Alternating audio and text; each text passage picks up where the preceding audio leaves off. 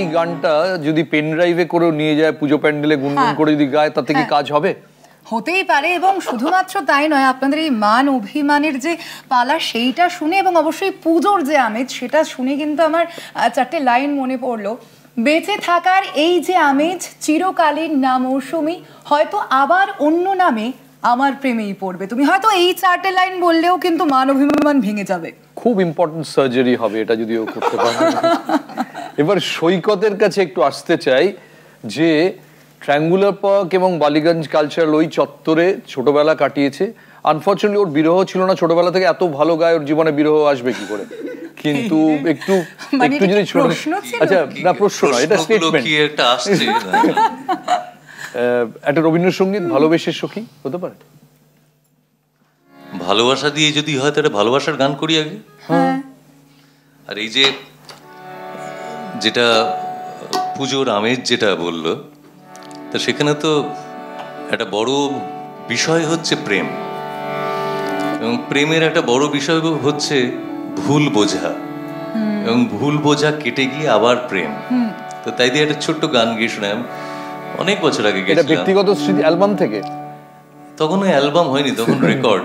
না মানে ব্যক্তিগত স্মৃতিপট? ব্যক্তিগত স্মৃতিপট, হ্যাঁ হতেই পারে। সেটা তো প্রত্যেক দিনের ব্যাপার, বিশেষ করে পুজোর সময়। এই যে এখন তো কি বলে মহালয়া থেকে পুজো শুরু হয়েছে, মানে 7 দিনে অলরেডি কেটে গেছে। 7 দিনে 7টা প্রেম তো হতেই পারে নিশ্চয়ই। তো এটা অজয় দাসের কথা সুর, অনেক বছর আগে 86 সালে গিয়েছিলাম। অনেকের খুব পছন্দের গান। ভুল ভেঙে যাবে যেদিন তুমি আমারই হবে, শুধু আমারই হবে গো সেদিন। ভুল ভেঙে যাবে যেদিন তুমি আমারই হবে, শুধু আমারই হবে গো সেদিন। মিছে অভিমান জমানো বুকে, মিছে অভিমান জমানো বুকে, শেষ হয়ে যাবে একদিন। ভুল ভেঙে যাবে যেদিন তুমি আমারই হবে, শুধু আমারই হবে গো সেদিন।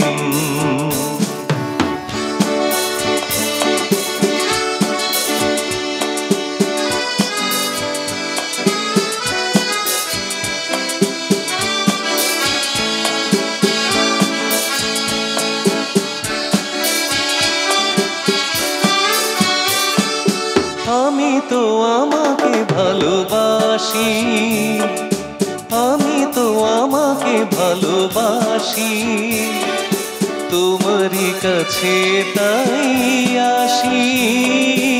আমি তো আমাকে ভালোবাসি, তোমারই কাছে তাই আসি। নিজেকে বুঝতে, নিজেকে জানতে, নিজেকে বুঝতে, নিজেকে জানতে, তুমি তা বুঝলে না কোনোদিন।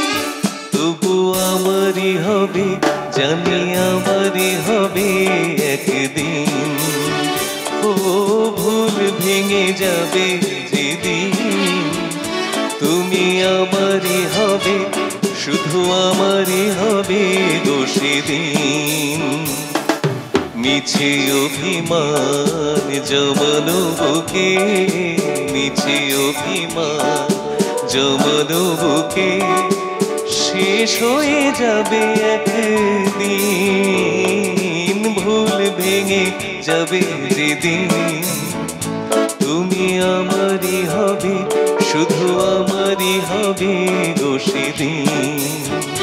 তুমি আমারই হবে, জানি আমারই হবে একদিন। তুমি আমারই হবে, শুধু, এই শুধুটাই হচ্ছে আসল, আমারই হবে একদিন।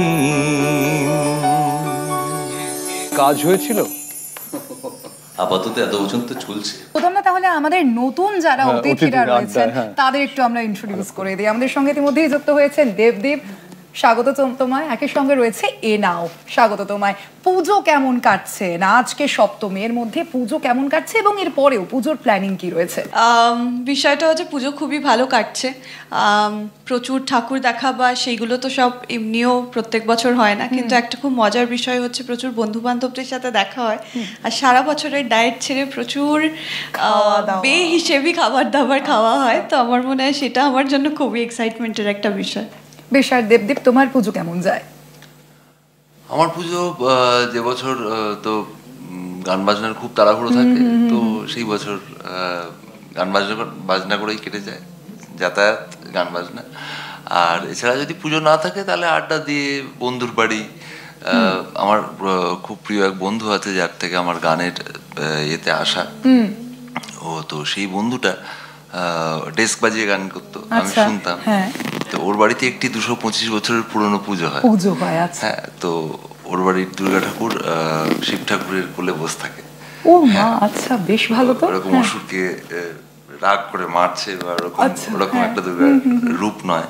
তো আমার এই কিছু কিছু ভালো লাগা এরকম আছে যেগুলো আমি মজা করে বন্ধুদের সঙ্গে আড্ডা মেরে কাটাই। একেবারে। আচ্ছা গৌতম দা, আপনার পুজো কেমন কাটে? কাজের থেকে একটু বাইরে একটু অবসর যাপন হয় কি? হ্যাঁ, কিছু কিছু হয়। প্যান্ডেলে পুরনো বন্ধুদের সঙ্গে দেখা, পুরনো আড্ডা মারা। সৈকত যেরকম বলো, সৈকত সপ্তমীতে স্মৃতিপট থেকে বার করে এনেছে, আমাদের ওটা হয়তো অষ্টমী থেকে শুরু হয়। তো অনেক কিছু যাদের সঙ্গে সারা বছর দেখা হয় না, মোটামুটি অষ্টমী পর্যন্ত বললো বটে, কিন্তু ওর চলে আরো অনেক আছে। হ্যাঁ, আমি অষ্টমী থেকে বলেছি, তোরা আগে থেকেও হয়। আগে থেকে। তো সৈকত আর আমার অনেক কমন স্মৃতি, কারণ একই পাড়ায় এক সময় বেড়ে ওঠা। কিন্তু আমি আবার একটু শ্যামল মিত্রে ফিরে যেতে চাই, কারণ আমরা ছোটবেলাটা ওই জায়গাটা, এত সব বিখ্যাত গায়ক ছিলেন, ভাবাই যায় না যে ঠিক ট্রায়াঙ্গুলার পার্কের কোনায় দেবব্রত বিশ্বাস, ট্রাম লাইনটা পেরোলে এদিকে অশোকতরু বন্দ্যোপাধ্যায়, উল্টো দিকে হচ্ছে তরুণ বন্দ্যোপাধ্যায়, এদিকটায় এই মেনকার কাছে হেমন্ত মুখোপাধ্যায়, এবং অবশ্যই অনিল রায় রোডের শ্যামল মিত্র। আমাদের পাড়ায় মহানির্বাণ, তখন ওয়েডারবান রোডে থাকতাম, পরে আমাদের মানে মহানির্বাণ রোডে সাগর সেন। তো এইরকম একটা পরিমণ্ডলে থাকলে সো অবভিয়াসলি গান। আর আমাদের পাশের বাড়িতে যোচন দস্তিদার, যিনি প্রথম বাংলা সিরিয়াল শুরু করলেন, তো ওইরকম একটা পরিমণ্ডলে থাকলে যা হয় আর কি।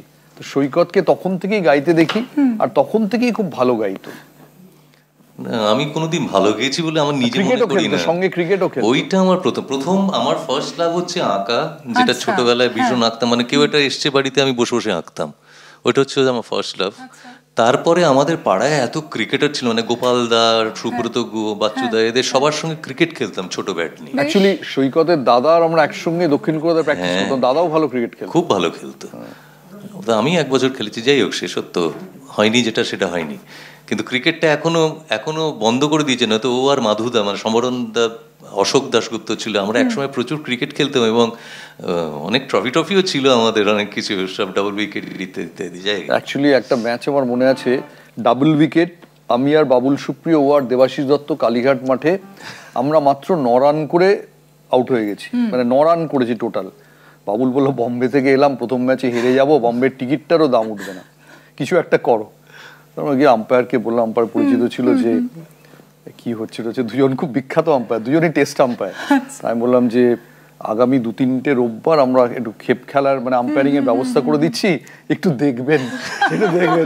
কালীঘাট মাঠে আমাকে এসে স্ট্রেট বললো, তুই কিন্তু আউট হবি। এতটা সামনে সৈকত খেলেছে, বলে এলবিডব্লিউ। ও বললো, এটা কি করে এলবিডব্লিউ হতে পারে? আমি বললাম, আউট, আম্পায়ার আউট দিচ্ছে, তুই কি করতে পারিস? ওরা 7 অল আউট, আমরা ম্যাচ জিতে গেলাম।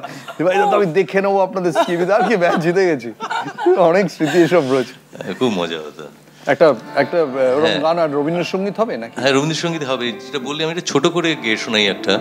এখনো রাত্রি হলে এমনি দীপ জ্বলে, যেন তাই সাড়া পাই তুমি কি আসবে বলে।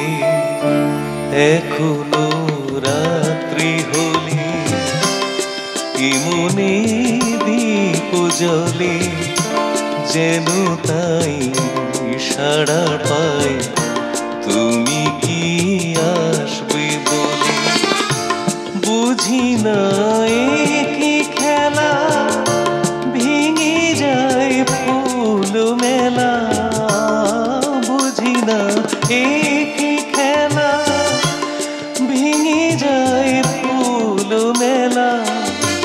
যে ফাগুন যায় চলে সে আসে না ফিরে, তুমি কি এমনি করে থাকবে দূরে। আমারে মন মানে না কেন যে ধরা না দিয়ে ডাকো বাঁশির সুরে। তুমি কি এমনি করে থাকবে দূরে, তুমি কি এমনি করে থাকবে দূরে, তুমি কি এমনি করে থাকবে দূরে। অন্তরালে বলে একটা ফিল্ম হয়েছিল, তার গান। একেবারে। আচ্ছা, সৈকতদার থেকে তো গান শুনছি এবং শুনবো, দেবদেবদা তুমি যদি একটা গান শোনাও। বাবা মাঝে মাঝে আমাদেরকে নিয়ে বাজারে যেতেন। আমি ওই যেখানে থাকতাম ওখানে পাতিপুকুর বাজার ছিল, যেখান থেকে সারা কলকাতায় আগে মাছ যেত আর কি, মাছের বড় বাজার ছিল। তো বাবার আগে আগে হাঁটছে, আমি পিছনে সেদিন বাবার সঙ্গে যাচ্ছি একটা থলে হাতে। এবার বাবা প্রচুর মাছ টাছ কিনবেন, জিনিসপত্র কিনবেন, যাচ্ছেন, মাছ টাছ সাজিয়ে বিক্রেতারা বসেছে, একজনকে ছাড়িয়ে চলে যাচ্ছেন গটগট করে। তখন সেই বিক্রেতা, মাছ যিনি বেচছেন, তিনি চিৎকার করে বাবার নাম ধরে ডাকছেন, অবাদা ও অবাদা, কি চলে যাচ্ছেন, তা দেখুন, তাকিয়ে দেখুন। উনি আসলে অনেকগুলো মানে পাবদা মাছ এনেছেন। আমাদের সময় পাবদাটা তখন খুব ভালো মাছ ছিল, সে বড় বড়। বললো তাকিয়ে দেখুন, শোয়ানো উত্তম কুমার। মানে মানুষ উত্তম কুমারকে কিসে কিসে যে তুলনা করেছে, আমাকে ওরকম শোয়ানো উত্তম কুমার করবেন। আমি উড়বো বলে ঝাঁপ দিয়েছি, মরবো না কে জানে। এই আমায় দেখে হঠাৎ এমন চমকে ওঠার মানে, সে তো সবাই জানে, সবাই জানে অঙ্ক কঠিন মিলবে না একটাও। সবাই জানে অঙ্ক কঠিন মিলবে না একটাও। আমার তোমায় দেখে আশ মেটে না, কোথায় যাবে যাও। আমায় অন্ধ করে দাও, আমায় অন্ধ করে দাও। দৃষ্টি কেড়ে নাও গো, আমায় অন্ধ করে দাও। আমায় অন্ধ করে দাও, আমার দৃষ্টি কেড়ে নাও। তুমি তো সব দাও গো, আমায় অন্ধ